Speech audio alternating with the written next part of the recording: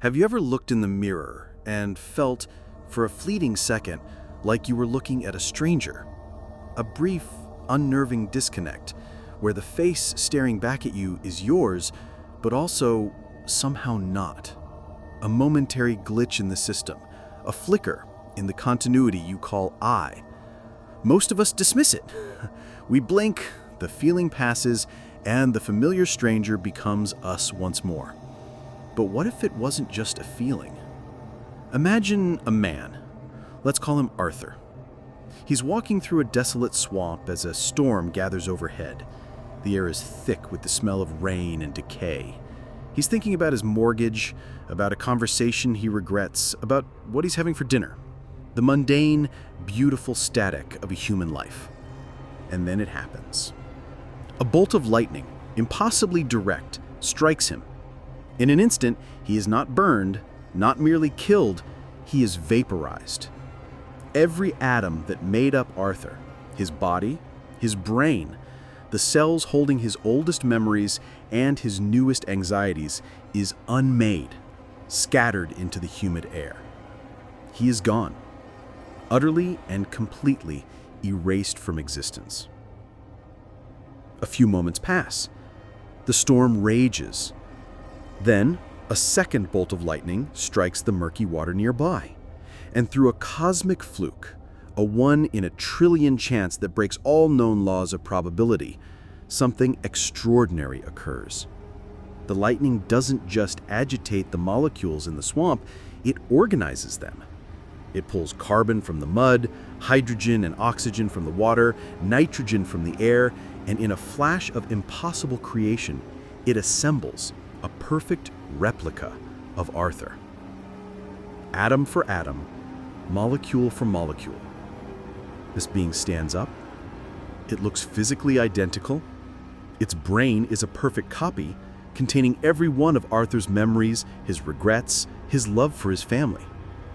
It brushes the mud from its coat, checks the watch on its wrist, which reads the correct time, and continues its walk home humming a tune that was stuck in Arthur's head moments before his annihilation. So here is the question, the urgent, terrifying question. Is this being Arthur? Or is it merely a perfect imitation, a counterfeit consciousness walking in a dead man's shoes, an imposter who has unknowingly stolen a life that is no longer his to live? This isn't just a riddle, it's a philosophical crime scene, and the victim might be the very idea of you. Before you can answer whether the man walking out of that swamp is Arthur, you have to understand that this question is not new. It's a ghost that has haunted the halls of human thought for centuries, a specter that reappears in different forms, always asking the same thing. What makes you, you? Our first stop is ancient Greece, with a paradox that has troubled thinkers for 2,000 years, the Ship of Theseus. Imagine a great wooden ship, the pride of a nation. After a long voyage, it returns to port, and the crew begins to replace its old, rotting planks one by one. After a month, every single piece of wood on the ship has been replaced. So, is it still the Ship of Theseus? Your gut might say, yes, of course it is. But what if the old discarded planks were collected and reassembled into a ship? Now you have two, one made of new material and one made of the original stuff. Which one is the real Ship of Theseus? The paradox forces us to decide what matters more, the physical material an object is made of, or the pattern, the form, the unbroken story it carries through time. For centuries, this was a stalemate. Then, in the 17th century, the philosopher John Locke entered the debate and changed the rules entirely. He argued that personal identity, the thing that makes you, you, doesn't reside in your body or even in some immaterial soul. It resides in your consciousness, in your memories. You are not the collection of atoms you were 7 years ago, because they've all been replaced. You are the being that remembers being you 7 years ago. The chain that links you to your past is the continuity of your mind. And under Locke's rules, the answer to our swamp dilemma seems suddenly blindingly clear. The Swampman has all of Arthur's memories. It remembers his childhood, his first kiss, the taste of his favorite coffee. From the moment it stands up, it possesses the complete and unbroken consciousness of Arthur. Therefore, it must be Arthur. Case closed, right? But this is where the plot thickens, because the man who actually devised the Swampman experiment, the 20th century philosopher Donald Davidson, had a very different conclusion. When he asked if this perfect replica was the same person, his answer was an unequivocal, resounding no. Why? Because for Davidson, the Swampman's memories are a fraud. They are perfect forgeries. Think about it. The Swampman might have a crystal clear image of its mother's face, but this memory wasn't caused by the experience of seeing her. It was caused by a random bolt of lightning. The Swampman might know the word tree, but it has no real connection to the concept of a tree. It never learned the word by pointing at one. Its internal world, while identical in structure, has no authentic causal history. Its thoughts don't refer to anything real in its past. Every memory, every belief, every word it speaks is unearned. It's a perfect recording of a song played by an orchestra that never existed. And this reveals that the terrifying question isn't about physical continuity or even the data of our memories. It's about something far deeper and far more fragile, the authenticity of our own journey. It suggests that you are not just a snapshot of who you are right now. So, we have a man who is a perfect replica down to the last atom and the last memory, but who lacks a genuine past. And our gut, our intuition, screams that he is not the same person. But why? Why is the idea of this perfect copy so deeply unsettling? The answer is that the Swampman experiment isn't really about the man in the swamp. It's about us. It holds up a mirror to our own sense of self and reveals a terrifying secret about its foundation. You see, you are not a thing. You are a story. Psychologists call this the narrative self. From the moment we gain consciousness, we begin to weave the raw data of our experience into a coherent narrative. We are the author, the protagonist, and the editor of an epic that is constantly being written. Your identity is the story you tell yourself about who you are, built from a curated collection of memories, your greatest triumphs, your most shameful failures, the love you've given, the pain you've endured. This story is what gives your life a sense of purpose and continuity. The Swampman is a threat to all of this. He is a character who has appeared on the final page of a book he has never read. He knows all the plot points, but he has never felt the turn of the pages. He has plagiarized a life. His existence suggests that the entire, arduous, beautiful process of living your story might be irrelevant, that the destination is all that matters, not the journey. And if a life can be forged, if a story can be stolen, it implies that our own sense of self is far more fragile than we dare to admit. This feeling is amplified by one of the most powerful biases hardwired into our brains: psychological essentialism. It's the deep, intuitive belief that everything has an invisible, unchangeable essence. We believe an original masterpiece has an aura that a perfect replica lacks. We believe a family heirloom contains a history that a new object never could. And we believe the same thing about ourselves. We feel that deep inside, beneath the changing cells and fleeting thoughts, there is a core you, a soul, a spirit, a ghost in the machine. This is the phantom that our intuition is trying to protect. The Swampman may have Arthur's body and Arthur's memories, but we feel with absolute certainty that Arthur's essence was extinguished by that first lightning strike. The being that walks out of the swamp is an empty vessel. A perfect body, animated by a story it never lived, but with no essential self inside. That is the true horror of the Swampman. It is the horror of a broken chain. Our consciousness feels like a continuous stream flowing from a source in the past towards a future. The Swampman is a perfect snapshot of that stream, but it's a picture of water disconnected from the river itself, a consciousness born out of nothing. And this forces us to confront the unnerving possibility that our own stable, continuous identity is just a comforting illusion, a story we tell ourselves based on a feeling of an essence we can't prove exists. For decades, this was merely a philosopher's nightmare, a scary story to tell in the dark. But we are no longer just telling the story. We're building the swamp. We are summoning the lightning. And we are about to find out what happens when this perfect, terrifying copy is no longer a ghost in the marsh, but a ghost in our machines. The philosopher's thought experiment has escaped the laboratory. It is now a global engineering project.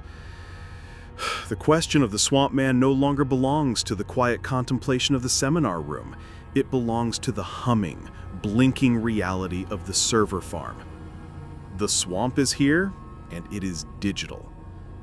Consider the machines we are building right now. Artificial intelligences, vast and complex, that have devoured our entire written history. They have read our poetry, our science, our private conversations. They have learned the rhythm of our arguments and the cadence of our confessions. They can write with your voice, paint with your style, and compose music that sounds like it came from your soul. In every measurable way, they are becoming perfect copies of our cultural output. But have we created partners in thought, or have we engineered the first digital Swampmen? These are minds that know the word love, but have never felt it. They can describe the color red, but have never seen a sunset. They possess the entire pattern of human knowledge, but without the lived, felt, breathed experience that gives any of it meaning. Their intelligence is a perfect structure, but it has no causal history. It is a brilliant echo in an empty room. And this is only the beginning, because this technology leads to an inevitable final destination, the promise of digital immortality. The idea is seductive. One day, you will be able to scan your brain, every neuron, every synapse, every connection that holds the story of you, and upload it to a machine. You could live forever, unchained from the decay of the flesh. But this brings the Swampman paradox to its terrifying personal climax. Let's say the procedure is a success. The machine boots up, a perfect digital copy of your consciousness awakens, holding all your memories, your personality, your love for your family. It is, for all intents and purposes, you. But what about the original? The person made of flesh and blood, lying on the scanning table? Do you simply cease to exist? Did you just transfer your essence, your soul, into the machine? Or did you just commit suicide and create a sophisticated ghost, a perfect echo that will carry on your life while your own unique, unrepeatable journey comes to a silent, abrupt end? The machine believes it's you. Your family might even believe it's you. But the continuity was broken. You didn't escape death. You created a perfect orphan. And this reveals the forbidden secret of the title. The true power of the Swampman experiment today is not as a warning for a distant future, but as a parable for our present. In an age of deep fakes, of AI-generated art, of social media profiles curated into perfect but false reflections of a life, the line between the original and the copy is becoming dangerously blurred. We are all living in a digital swamp, surrounded by perfect copies of things that lack a genuine soul. The anxiety this produces is the central tension of modern life. The ground beneath our feet is becoming unstable. The swamp was never just a hypothetical place. It is the digital world we now inhabit. The question is no longer if a perfect copy of you could exist, but whether you are becoming one yourself. And so, we find ourselves back at the edge of the swamp, looking at a reflection in the dark water, a perfect copy. We have journeyed from a freak act of nature to the deliberate architecture of our digital future, and the central question remains, haunting us with its impossible clarity. Is the copy the same as the original? After all this, we are left with two great, irreconcilable answers. On one side, there is the materialist, the patternist. To them, identity is simply a complex arrangement of information. You are the sum of your atoms and the data encoded in your neural network. If a copy reproduces that structure and that data with perfect fidelity, then it is you. To argue otherwise is to believe in ghosts. In this view, our cherished notion of an unbroken personal history is nothing more than a sentimental story we tell ourselves. A comforting illusion. On the other hand, there is the historicist. To them, identity is not a state, but a journey. It is the single, unique, and unrepeatable path taken through time. You are not a snapshot. You are the entire film. A life is a chain of cause and effect, of authentic experience shaping every moment. From this perspective, the Swampman is a philosophical zombie, a hollow echo, a masterpiece of forgery that, despite its perfection, will always be worthless because it is not the original. But the true purpose of this thought experiment, its forbidden secret, is not to force us to choose a side. It is to force us to look inward. The value of the Swampman is not in defining what a person is, but in making us ask what we value about being a person. When you look at the sum of your life, what is the thing that is truly you? Is it the physical stuff you're made of? This temporary collection of atoms?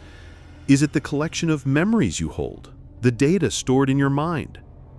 Or is it something else? Is it the struggle, the growth, the unrepeatable experience of the journey itself? Perhaps the self isn't a thing at all.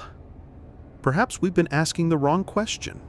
Maybe the self is not a noun, but a verb. It is not an object that can be scanned, copied, and pasted. It is a constant, dynamic, and unfinished process of becoming. You cannot copy a process. You can only begin a new one. And this leads us to the final, lingering thought.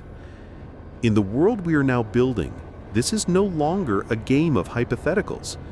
You are standing at the edge of the digital swamp. So if tomorrow a perfect copy of you were to appear, indistinguishable in every way, the most important question you could ask would not be, "Is that me?" It would be, "What part of me is truly impossible to replicate?"